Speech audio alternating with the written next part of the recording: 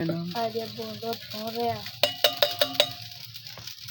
Phone ਕੇ ਤੇ ਫਿਰ ਜਿਹੜਾ ਤੇ ਹੁਣ ਨਾਰਾ ਜਿਹੜਾ ਨਾ ਉਹ ਵੀ ਵਿੱਚ ਪਾ ਲਈ ਹੈ, ਥੋੜੀ ਜਿਹੀ ਬੌਲੀ ਆਏ। ਹਾਂ ਨਾਰਾ ਹੀ ਮੇਰੀ ਬਾਤ ਰਿਹਾ ਕੜਾਈ ਦੇ ਇਹ ਤੇ ਸਾਰਾ ਬਿਨਾਰਾ ਤੇ ਬੌੜੀ ਦਾ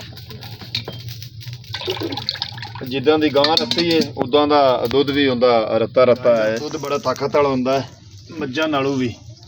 ਅੱਲਾ ਦੀ ਜ਼ਾਤ ਪਾਕ ਨੇ ਨੂਰ ਖੁਦਾ ਦੇ ਵਿੱਚ ਬੜੀ ਤਾਕਤਾਂ ਰੱਖੀਆਂ ਹੋਈਆਂ ਨੇ। ਅੱਜ ਮੈਂ ਤੁਹਾਨੂੰ ਦੇਸੀ ਰੈਸਪੀ ਜਿਹੜੀ ਨਾ ਤਾਕਤ ਵਾਲਾ ਹਲਵਾ ਜਿਹੜਾ ਤੇਜ਼ ਕੀਤੀ ਤੇ ਹੁਣ ਉਬਾਲਾ ਵੇਖ ਆਇਆ ਖਾ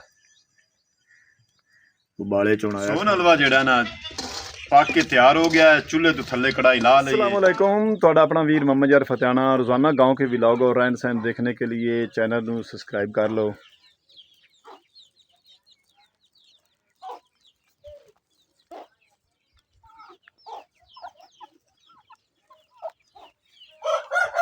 मुर्गी साड़ी ने देसी बच्चे जेड़े ना माशाल्लाह बड़े खूबसूरत कड्डे ने। 2 4 6 8 बच्चे ने। बच्चे नूं लाए आइए इत्थों गोवे दे विचों ना कीड़ा पतंगा चुगावन। गां तुसीं वेख रहे ने साहीवाल नस्ल दी देसी गां गोरी गां। ये 3 सूबा सूई है ते इन्हें बछड़ा दिता है। कितना प्यारा बच्चा बछड़ा जिहड़ा ना दुध पी के गां दा ते हुण आराम फरमा रहा है। सुबह सुबह ना सारी ले लई सू रस्सा कटाल गया इथू कुंडे चू ते सारी चुग के बैठा है। ते कल सूई है पिछले टाइम शाम को वेले ते इंदा जिहड़ा कल असी नारा च होया ना उंदा असी तुहानू ना अयान बछड़ा खूबसूरत किन्ना है। देख ला ना ना डरा नहीं ना रहा नहीं बैठा रहा डिगदा जगह पता की होंदा डरदा पे कर रस्सा गाल पे आइस पहली बारी। अल्लाह ज़ात पाक इनकी जिंदगी करे ते आपा चल के इंदा ना वो गां दे नारे दा चल के ना हलवा बनाइए हैं। ये गां दे नारे दा हलवा बड़ा ताकतवार होंदा है। ए जिहड़ी ना रीढ़ दी हड्डी नूं बड़ी ताकत दिंदा है। दुध जिहड़ा है ना 5 किलो पी लो ते इंदी एक छिटाकी खा लो हलवे दी नारे दी हलवा जिहड़ा बने होवे ना ते वो वध हुंदी है। तो चल के असी रेसिपी जी ने देसी रेसिपी गां दे या मझ दे दुध दे नारे दी जी ना रेसिपी बना के तुहानूं दिखाने। नारा तुसीं वेख रहे ने 2 किलो गां दिता है नारा चरवी च लै जांदा है ते इंदा असी हुण हलवा बना के जिहड़ा ना फलजीरा बना के तुहानूं विखाने ते बड़ा ताकतवर हुंदा है।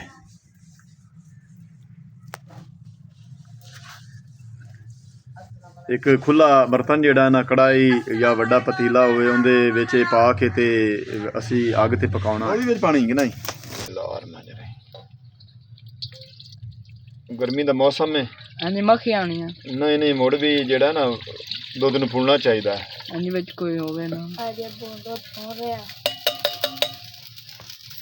ਫੋਨ ਕੇ ਤੇ ਫਿਰ ਜਿਹੜਾ ਤੇ ਹੁਣ ਨਾਰਾ ਜਿਹੜਾ ਨਾ ਉਹ ਵੀ ਵਿੱਚ ਪਾ ਲਈ ਹੈ, ਥੋੜੀ ਜਿਹੀ ਬੌਲੀ ਆਏ। ਹਾਂ नारा ही मेरी बात रहा कढ़ाई दे सारा बिनारा ते बौड़ी दा जिद्दां दी गां रत्ती है उदां दा दुध भी हुंदा रत्ता रत्ता है। ये गां दा दुध बड़ा ताकत वाला हुंदा है मज्जां नालों भी। अल्लाह दी ज़ात पाक ने नूर खुदा दे विच बड़ी ताकतां रखियां होईयां ने। अज मैं तुहानूं देसी रेसिपी जिहड़ी ना ताकत वाला हलवा जिहड़ा ना वो विखाउणा है बना के। इहदे च अग जिहड़ी ना तेज़ बालनी तां करके जल्दी नाल पकना है ते अग गोयां दी तेज़ हुंदी लकड़ां नालों भी। अग हुण जिहड़ा ना चल पई है ते बौली उत्ते रख दित्ती। हुण असीं करने आ शुरुआत हलवा बनाउण दी। ते तुहानूं चंगा लगे ये देसी रेसिपी दा व्लॉग ते सानूं कमेंट करके दसना है।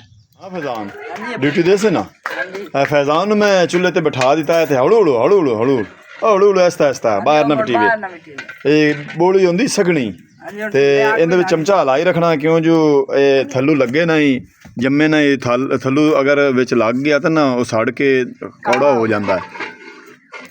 ਤੇ ਕੁਛ ਦੇਰ ਇਹ ਹੁਣ ਪਕਾਵੇਗਾ।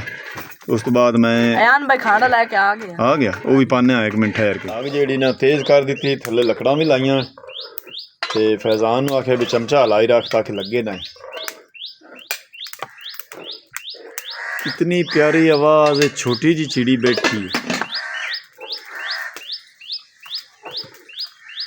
अल्लाह ज़ात पाक ने दी चुंझ च कितनी मिठी आवाज़ रखी। और तुसीं वेख रहे ने भी जेड़ा ना दुध हुण फुटियां बन गईयां ने विचो तुसीं वेख रहे ने पानी अलहदा ते फुटियां जी अलहदा जड़न सगना होया जांदा है। पयान पैंदा अबू ये तो दुध फिट गया, ये फुटियां बनदियां तो फिर ये पकदा है, सोन हलवा बनदा इंदा।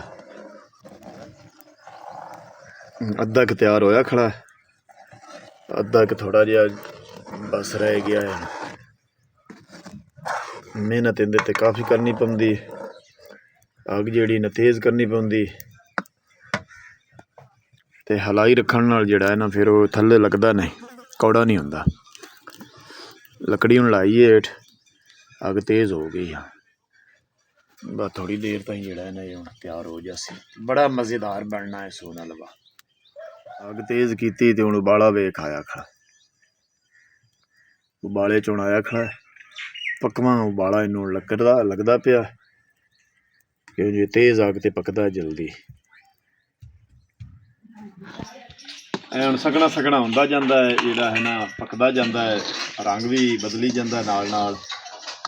तो ये इतना क बन जाना थोड़ा जिहा इंज लगी सी जिवें कोई अद्धा किलो है, तो लेकिन ये 10 किलो दुध जितनी ताकत जिहड़ी ना इहदे विच होनी है। ये खालिस दुध दा जिहड़ा है ना सुका के असी इहनूं फलजीरा बनाना है, तो बड़ा थिद्धा बनना। ये नीरा थिद्धा ही थिद्धा हुंदा है, बड़ा ताकत वाला हुंदा है। बस हुण थोड़ा टाइम लगना है बस होर। अग बड़ी तेज़ हो गई है तो सोन हलवा जिहड़ा ना बिल्कुल हुण नेड़े है भुज्जण दे। 3 ਤੋਂ 4 मिनट बाद जिहड़ा है ना बिल्कुल सोन हलवा हुण तैयार हो गया है। तो 3 ਤੋਂ 4 मिनट बाद इहनूं असीं कढ़ाई नूं थल्ले ला लेना है। ये हुण भुजदा सही पिया है, तां करके तेज़ चमचा हिला रहा है ताकि सड़े ना, थल्लों लगे ना।